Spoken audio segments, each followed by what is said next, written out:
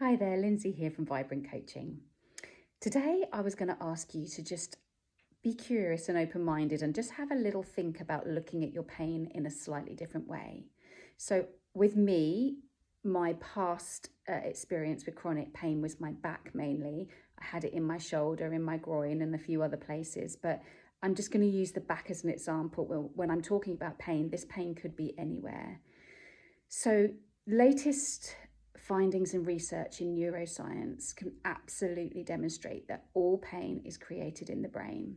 And up until now, if you've had back pain, you've been prodded and poked, you've had scans, you've had manual manipulations, and everything has been focused on that area of your body.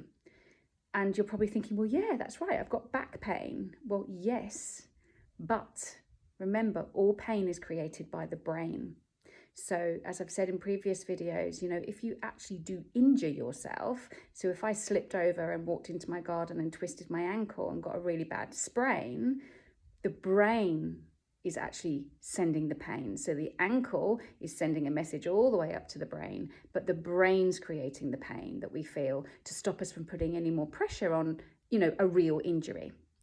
So just imagine, for example, that your pain that you're experiencing is a little bit like, a smoke alarm that's not really working properly, where you're getting the alarm going off 24/7, but there's actually no smoke.